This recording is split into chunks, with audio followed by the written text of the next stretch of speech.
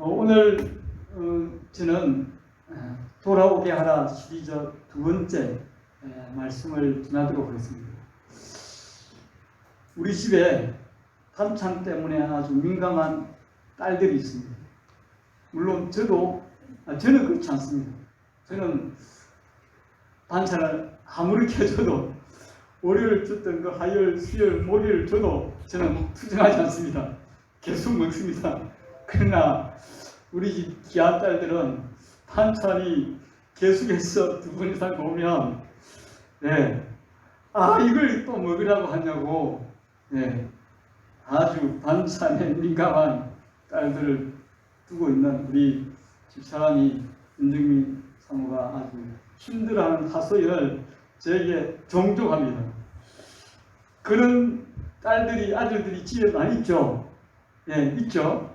아니면 저처럼 그냥 아무 소리 안 듣고 잘 먹는지 모르겠지만 그런 사람들이 있습니다. 그리고 피부가 아주 민감성 피부를 가진 사람은 이렇게 물만 조금 바뀌어도 막 피부에 막 일어나가지고 트러블이 나가지고 힘들어하는 그런 민감성 피부를 가진 자매님들도 계시죠. 그런 자매님 제가 종종 보게 됩니다. 저는 음식에는 민감하지 않지만 어디에 민감한가 하면 잠자리에 민감합니다. 잠자리. 이게 제가 늘 자던 저희 집에서 다른 곳으로 옮겨가면 잠이 잘 안 오는 거예요.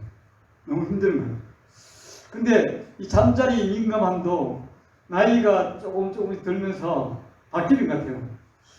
제가 코 고는 사람이 옆에 있으면 절대 못 자거든요.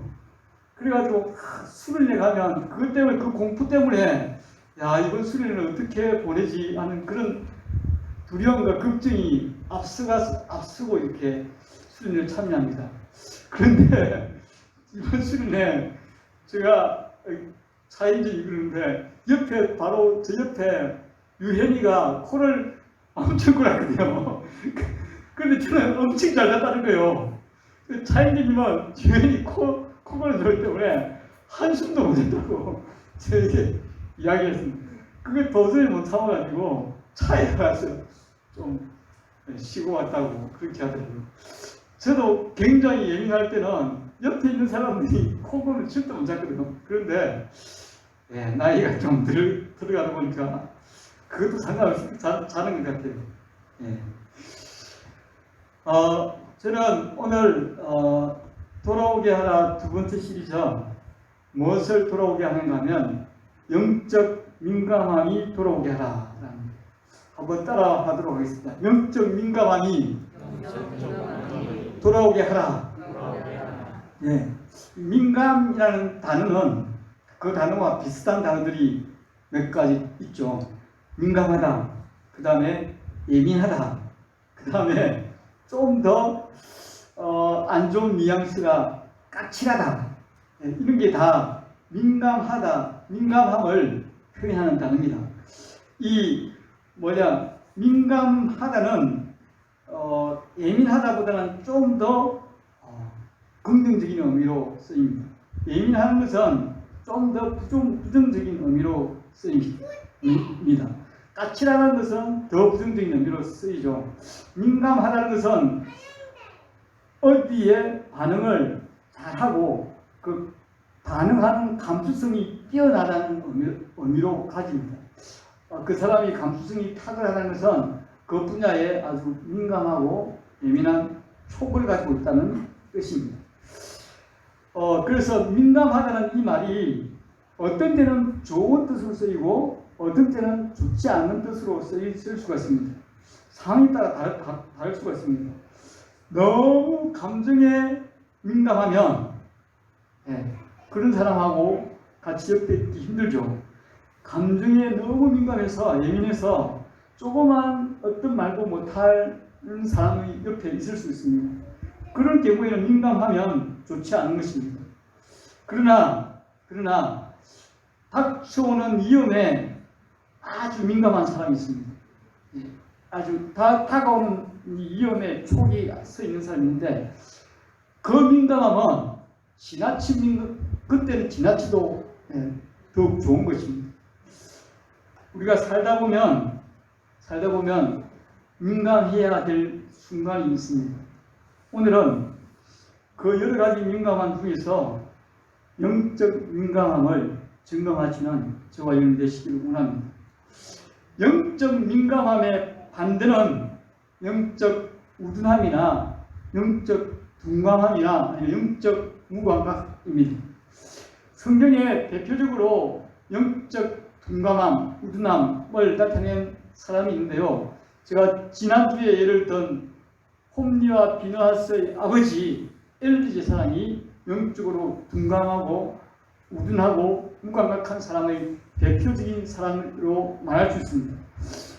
사무엘상 4장 15절 18절 보면 이렇게 엘리 제사장을 표현하고 있습니다. 사무엘상 4장 15절 그때에 엘리의 나이가 98세라 그의 눈이 어두워서 보지 못하더라. 18절 하나님의 계를 말할 때 엘리가 자기 의자에서 뒤로 넘어져 문 곁에서 못이 부러져 죽었으니 나이가 많고 비대한 까닭이라. 이렇게 엘리 제사장을 묘사하고 있습니다. 여기서 우리가 영적 둔감함을 나타내는 중요한 표현이 두 가지 나오는데요. 눈이 어두웠다는 거죠. 눈이 어둡다. 그 눈은 육체적인 눈뿐만 아니라 영적인 눈이 어두웠다는 것입니다. 그 영적인 무감각한 둔함 때문에 그가 자기 아들을 제대로 영적으로 훈련시키지 못해서 그러나 비극적인 가족이 되었습니다. 그리고 그가 나이가 많고 비대한 까닭이다. 이 비대함도 역시 영적 둔감함을 대변하는 말일 수가 있습니다. 비대해서 영적으로 민첩하지 못해서 지금 상황이 어떤 상황인지, 지금 깨어있어야 할 상황인지, 지금 기도해야 할 상황인지, 지금 내가 어떤 하나님의 말씀을 붙들어야 될 상황인지 모르고 있는 상태, 그 상태가 영적 둔감함입니다. 우리는 우리의 영적 둔감함을 방치하면 어떤 일이 생길까요? 결국은 엘리 제사장처럼 망하고 맙니다. 영적 둔감함을 계속 방치하다 보면 영적 무감각하게 심각해서 우리는 결국 망하게 되고 자신도 망하게 될 뿐만 아니라 가족도 이웃도 망하게 되는 그런 일을 범하게 됩니다.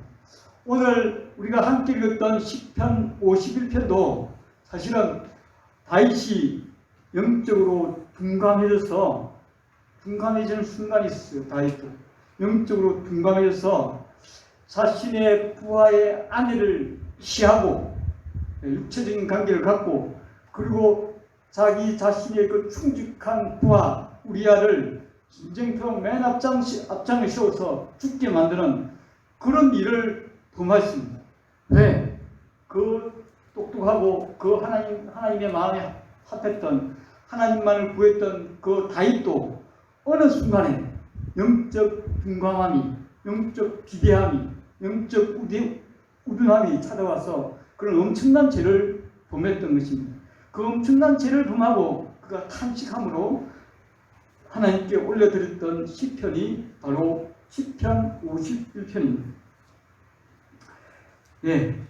성경은 우리의 영적 둔감함을 이렇게 고발합니다. 로마서 1장 20절에서 23절 한번 펴보시기 바랍니다. 로마서 1장 20절에서 23절 같이 읽어보겠습니다.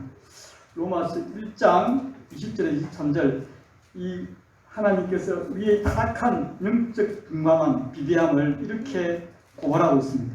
같이 읽겠습니다. 로마서 1장 20절 시작. 창세로부터 그의 보이지 않은 것들 곧 그의 영원하신 능력과 신성이 그가 만드신 만물에 분명히 보여 알려졌나니 그러므로 그들이 핑계하지 못할지니라. 21절 하나님을 알되 하나님을 영화롭게도 아니하며 감사하지도 아니하고 오히려 그 생각이 허망하였으며 미련한 마음이 어두워졌나니 스스로 지혜 있다 하나 어리석게 되어 썩어지지 아니하는 하나님의 영광을 썩어질 사람과 새와 짐승과 기어다니는 동물의 모양의 우상으로 바꾸었느니라. 예. 죄로 타락하여서 인간이 영적 둔감함으로 말미암아 하나님이 계시하신 그 계시를 듣지도 못할 뿐만 아니라 하나님을 영화롭게도 하지 못하고 감사하지도 못하고 오히려 그 마음이 허망해지고 미련한 마음이 어두워졌다고 말했습니다. 영적 둔감함의 모습의 정확한 표현입니다. 우리의 생각이 허망한 데 빠지고 우리 생각이 미련해져 버리는 그런 상황을 영적 둔감함이라고 우리에게 표현합니다. 그 영적 둔감한 사람, 영적으로 어두운 사람은 어떤 짓을 하는가 하면 결국은 하나님께 영광을 돌리지 않고 우상 숭배에 자기 자신을 드립니다. 우리 자신들을 잘 한번 생각해 보십시오. 우리가 하나님께 마땅히 드려야 될 시간, 하나님께 마땅히 드려야 할 영광, 그것이 영적으로 어두워지면 우리가 그것을 어디에 드리고 있는지 우리 자신들을 발견하게 될 것입니다. 마땅히 하나님께 드려야 될 영광, 예배를 그렇지 못한 피조물에게, 그렇지 못한 우상에게 절하고 경배하는 자기 모습들을 발견하게 될 것입니다.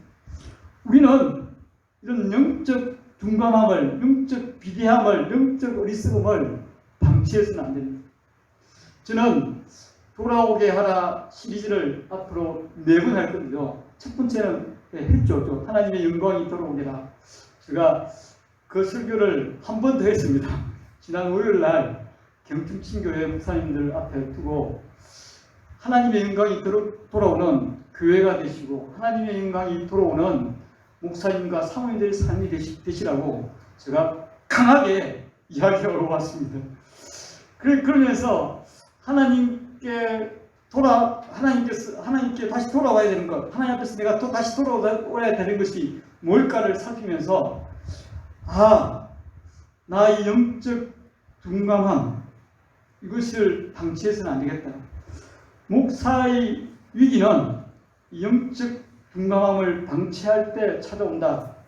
그렇기 때문에 그 영적 둔감함에서 내가 그 영적 둔감함의 위기를 절실하게 느끼고 하나님 저로 하여금 다시 영적 촉이 다시 살아나게 해주십시오 라는 그런 절절한 마음에서 이 두 번째 선택했습니다. 두 번째 제목으로 선택했습니다.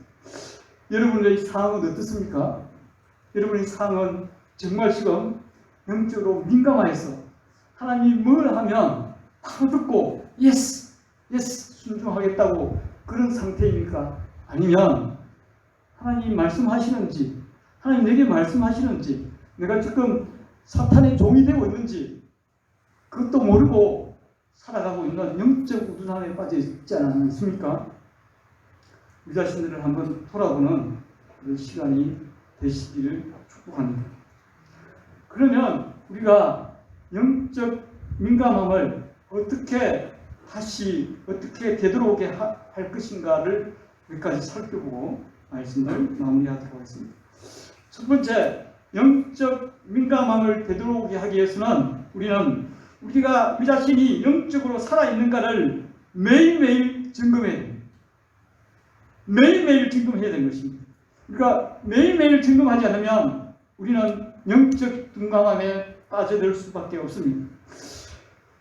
저희 집에 잔디밭 있잖아요. 자랑스러운 잔디밭인데요. 그 잔디밭 아래에 지렁이가 자주 출몰해요. 그러니까 거기에 많은 영양분이 있기 때문에 지렁이가 자주 출몰하는데요. 살아있는 지렁이는 밟으면 어떻게 합니까? 꿈틀거립니다. 그러나 죽은 지렁이는 아무리 밟아도 꿈틀거리지 않습니다. 이것은 곧 우리의 영적 상태가 살아있으면 민감하게 반응합니다. 그러나 죽어있으면 아무리 건드려도 반응하지 않습니다. 우리가 영적으로 살아있어야만 민감함을 가질 수 있습니다. 영적으로 죽어 있는 사람은 결코 영적 민감함을 이야기할 수 없습니다. 여러분은 예수 그리스도를 구주로 영접하여서 성령으로 거듭난 영적 생명을 품고 있습니까? 아주 근본적인 문제인데요. 이 영적 생명을 품지 않은 사람은 결코 영적 민감함을 발휘할 수 없습니다. 오늘 이 시간 내가 정말 영적 민감함의 이유가 그 문제라면 예수 그리스도를 다시 영접하고 성령으로 거듭난 영적 생명을 품는 저와 여러분이 되시기를 원합니다. 영적 생명을 가지고 있다 해서 그 사람이 늘 영적 민감함에 촉이 세워지는 것은 아닙니다.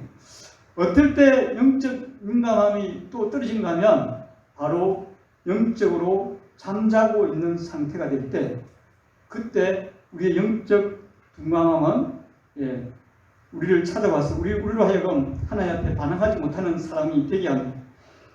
여러분, 영적으로 잠자고 있지 않습니까? 영적으로 잠자고 있는 우리에게 베드로 사도는 이렇게 말합니다. 근신하라, 깨어라. 너희 대적 마귀가 우는 사자같이 두루다니며 산길자를 찾는다고 말하고 있습니다. 우리가 영적으로 잠자면 어떻게 됩니까? 마귀의 박이 되고 만다는 뜻입니다.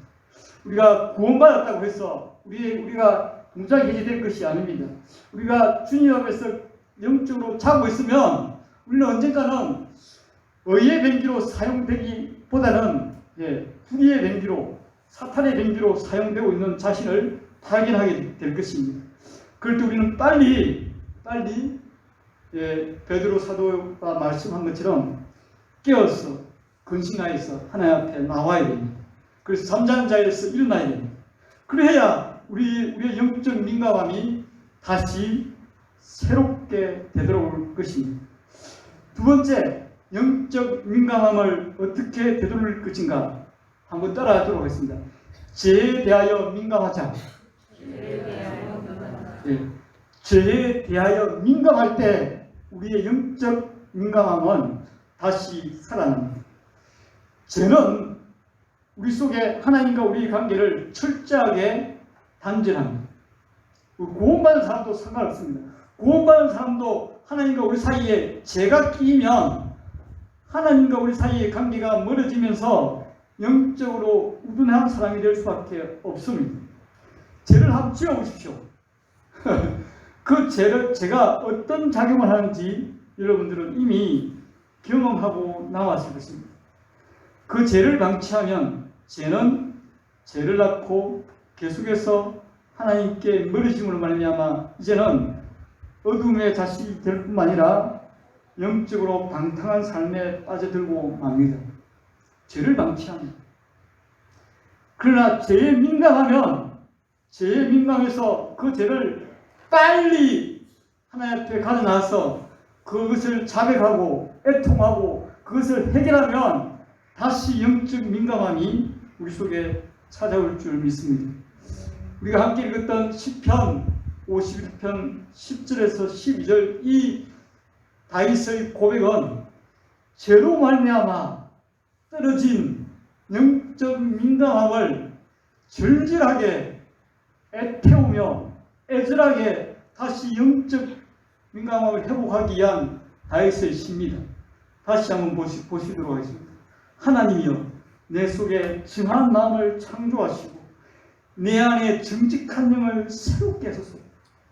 죄로 말미암아 하나님 속에서 내 속에서 잃어버린 그 정한 마음, 정직한 영, 그것이 달아났기 때문에 하나님 정말 회복하기를 원합니다.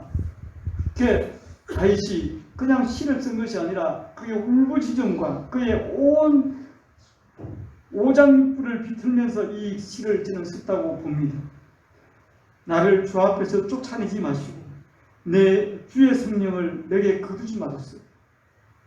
죄는 하나님과 우리 사이에 계시는 하나님의 그 영이신 성령을 빼앗아갑니다. 그 성령이 꼼짝 못하게 만들죠. 그렇기 때문에 이렇게 절절히 애타게 다윗은 그렇게 기도했습니다. 그렇게 울부짖었습니다. 그래서 그러고 말미암아 12절에 주의 구원의 즐거움을 내게 회복시켜 주시고 자원하는 심령을 주사 나를 붙드소서 라고 외치게 되었습니다.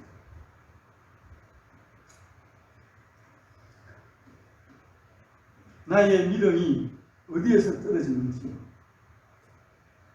하나님과의 관계가 어디에서 멀어졌는지, 어디에서 기도가 막히는지, 어디에서 하나님의 음성이 들리지 않게 됐는지, 우리 자신들을 되돌아봐야 합니다. 그 지점은 바로 하나님과 우리의 사이를 물게 하는 제일 지점이라고 저는 확신합니다. 그래서 주님은 우리에게 이렇게 하나님 말씀을 이렇게 말합니다. 요한일서 1장 9절, 만일 우리가 우리의 죄를 자백하면 그는 미쁘시고 의로우사 우리 죄를 사하시며 우리를 모든 불의에서 깨끗게 하실 것이라고 약속했습니다. 여러분, 죄 때문에 영적 민감함이 둔해져 있습니까? 그것을 방치하시면 안 됩니다. 방치하지 마시고 하나님의 은혜의 보좌에 다시 나아가서, 하나님, 이 죄 때문에 내 삶이 엉망이 되었습니다. 하나님을 예배하지도 않고 나의 상태가 완전 망치게 됐습니다. 망가졌습니다. 라고 울부짖으면서 하나님, 이 죄를 회개합니다. 나를 새롭게 하시고 주의 영을 새롭게 하여 주시기를 원합니다. 라고 울부짖는 그런 회개가, 그런 통곡이 저와 여러분 속에 있기를 소원합니다. 마지막으로 우리 영적인 민감함을 회복하는 마지막 세 번째는 바로 성령의 음성에 민감해야 합니다. 우리는 예수님을 믿고 난 다음 하나님께서 우리에게 약속한 성령을 선물로 받습니다. 그래서 성령이 우리 속에 거하는 하나님의 정이 되죠. 우리 모두 속에는 성령이 계십니다. 진짜로 거듭난 사람이랍니다. 가짜로 거듭난 사람에게는 성령이 선물로 주시지 않죠. 진짜 예수 그리스도 안에서 거듭난 사람이라면 그 속에 성령이 계십니다. 성령은, 요한복음에 보면 성령은 우리의 보혜사라고 말씀하고 있습니다. 그 보혜사라는 것은 다른 말로 하면 카운셀러, 돕는 자, 협력자, 상담자라는 뜻입니다. 우리의 삶에, 우리의 믿음 생활에, 우리 인생에 꼭 필요하기 때문에 주님께서 우리에게 성령을 주었습니다. 성령을 주었습니다. 그러면서 성령님이 얼마나 민감하신가면 성령님이 굉장히 센시티브 하십니다. 진짜 민감하십니다. 내가 눈을 어디로 돌리고 있는지, 내가 나의 생각의 그 길이, 생각의 방향이 어디를 향하고 있는지 성령님은 아주 민감합니다. 그래서 성령님이 민감하게 우리에게 말씀하십니다. 들리십니까? 내가 지금 예배 시간에 무슨 짓을 하고 있니? 성령님 음성이 들리십니까? 그걸 들으시는 분이 되시기 바랍니다. 이걸 듣지 않으면 우리가 영적으로 이 민감함을 다시 회복할 수 없습니다. 사랑하는 부모는, 정말 좋은 부모는 자녀의 상태에 민감합니다. 그가 지금 어떤 말로 내게 대꾸하는지 민감하죠. 그래서 그 말을 마음에 담아두고 그 아이가 그 말을 뱉은 이유가 무엇인지 되새기면서 그에게 바른 말, 바른 방향으로, 바른 마음을 갖도록 최선을 다해서 도와주는 게 좋은 부모가 아니겠습니까? 그죠? 그렇지 않으면 그 부모를 그만둬 버려야죠. 주님도, 우리 성령님도 저는 마찬가지라고 생각합니다.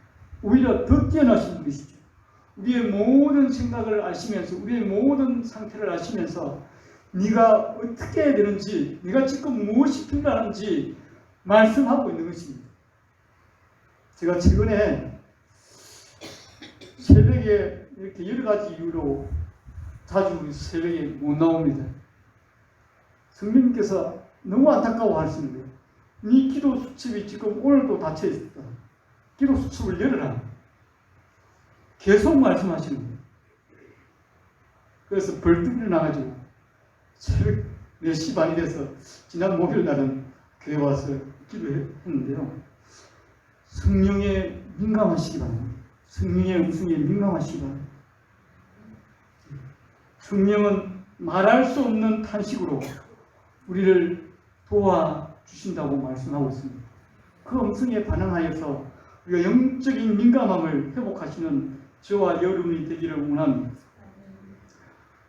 교회 안에 있는 소위 하나님을 믿는 사람들이 제가 민감하지 말아야 될 부분에 지나치게 민감한 것을 많이 보게 됩니다. 교회 안에서 많은 사람들이 정치에 민감하고 정치가 지나치게 민감해서 그 정치에 몰입된 사람들이 많이 있습니다. 그리고 교회 안에 있는 사람들이 지나치게 먹고 사는 문제에 민감해서 자기의 조그만 손이라도 보지 않으려고 애쓰는 그런 민감함을 발휘하는 것을 제가 종종 보게 됩니다. 학생들은 성적에 민감하고 또 청소년들은 자기 친구의 반응에 민감하고 온갖 민감함을 발휘하면서 살지만 정작 자기의 영적 상태에는 민감하지 않다는 것입니다. 오늘 하루 정도 내가 말씀 보지 않아도 된다.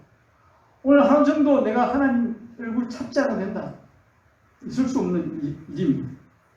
만약에 자기 이익이 100원이 달아나고 1000원이 달아나는데 가만히 있겠습니까? 우리는 다시 우리의 영적 민감함을 깨워야 됩니다. 영적 민감함을 깨워야 됩니다. 왜 우리가 영적 민감함을 깨워야 되는가 하면 우리로 하여금 하나님은 이 세상에 빛과 소금으로 불러시기 때문입니다. 영적 민감함이 떨어진 사람은 결코 이 세상을 밝힐 수 없습니다. 결코 이 세상 어두운 가운데 소금의 치유 역할을 하지 못합니다. 사랑하는 성도님 여러분, 닥쳐오는 재앙들이 심합니다. 언제 치유가 종말을 고할지, 언제 예수 그리스도가 다시 올지 모르는 상황 가운데 있습니다. 그때 우둔한 미련한 다섯 처녀가 되겠습니까? 아니면 지혜로운 슬기로운 다섯 처녀가 되겠습니까? 그 선택은 여러분들의 결정에 달렸습니다.